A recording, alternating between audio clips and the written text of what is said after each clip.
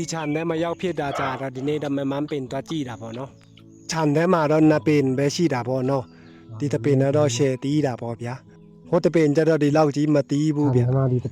ဒီပုံစံတိုင်းဆိုတချန်လုံးအပြည့်စိုက်ထားမှရတော့မယ်နော်သူက9နှစ်6နှစ်လောက်မှတီးတာပေါ့ဗျာကိုက်ဆက်တာတွေမဟုတ်ဘူးဆိုတော့တဘာဝအပင်စစ်စစ်ဆိုတော့ဗျာအကြောင်းတီးတာနည်းနည်းနောက်ကျတယ်ပေါ့နော်တခြား data မှာဒီအချိန်ကတော့စားမဲ့နေပြီဗျဒါပေမဲ့ကျွန်တော်တို့ခြံကျတော့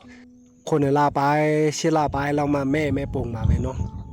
အရသာစမ်းပြီးတော့စားကြည့်တာဗျာချင်းလွန်းတော့အယုံကြောထိရောက်ပြီးတော့နော်အပင်ရမြစ်တော့မြင်နိုင်တော့မယ်ထင်တယ်ဗျ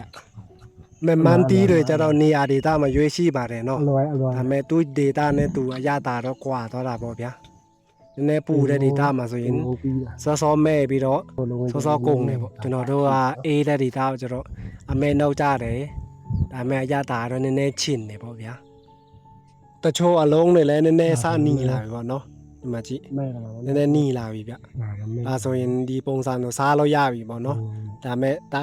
အရသာတော့ချင်သေးတယ်ဗျဒီပုံစံဆိုရင်လေကျွန်တော်စမ်းစားကြည့်မယ်ဗျတိတ်မချင်တော့ဘူးဗျ